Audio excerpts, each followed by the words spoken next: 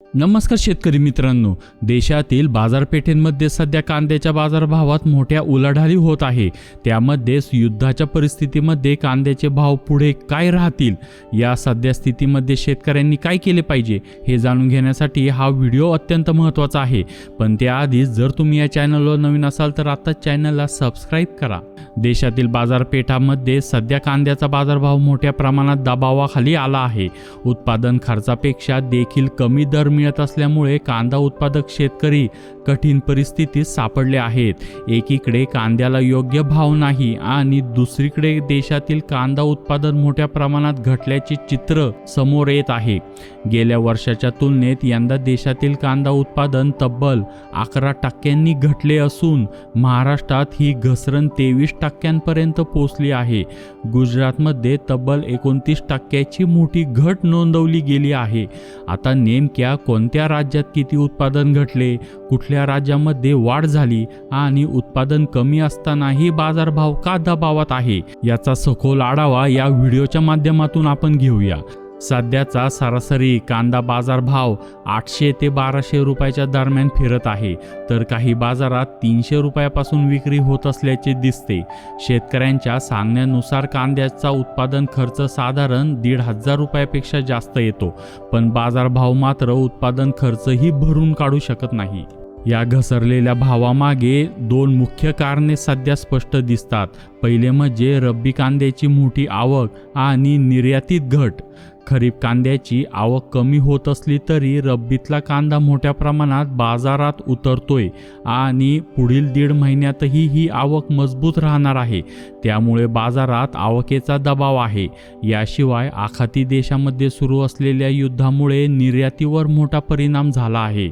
जागतिक पातळीवर वाहतुकीचा खर्च आणि विमा दर वाढल्याने निर्यात महाग झाली असून निर्यातदार थेट अडचणीत आले आहे।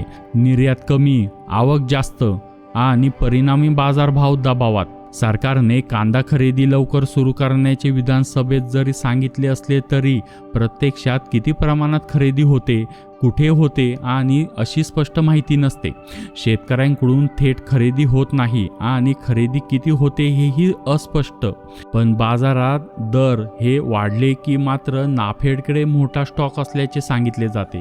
कांदा खरेदीचा संपूर्ण कारभार शेतकऱ्यांना काहीही दिलासा देत नाही, उलट दर अधिकच कोसळण्यास कारणीभूत ठरतो, असा शेतकऱ्यांचा अनुभव गेल्या अनेक वर्षापासून कायम आहे। म्हणूनच शेतकरी संघटनांकडून वारंवार मागणी होते की कांद्यासाठी हमी भावासारखा एक आधारभाव जाहीर करावा।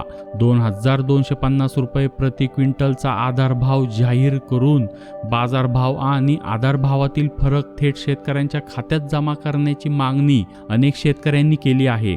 यामुळे शेतकऱ्यांना थेट दिलासा मिळेल आणि देशातील कांदा उत्पादन स्थिर राहील। आता पाहूया उत्पादन घट आणि त्यामागची कारणे।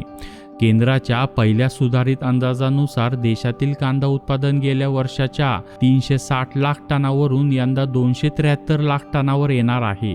लागवड क्षेत्रात मोठी घट नसतानाही उत्पन्नात 11% घट दिसते। महाराष्ट्रात 23% घट नोंदवली असून गेल्या वर्षाचे 135 लाख टन उत्पादन यंदा 104 लाख टनावर येईल असा अंदाज आहे। गुजरातमध्ये तब्बल 29% मोठी घट झाली आहे, तर कर्नाटकमध्ये उत्पादन तब्बल 18% कमी झाले आहे।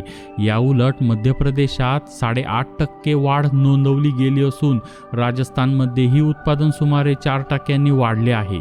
बिहार, उत्तर प्रदेश, आंध्र प्रदेश, तमिळनाडू, हरियाणा, झारखंड या राज्यांमध्येही उत्पादन वाढीचे संकेत आहेत। यामुळे महाराष्ट्र आणि गुजरात सारख्या मुख्य उत्पादक राज्यातील मोठी घट काही प्रमाणात इतर राज्यातील वाढ भरून काढते।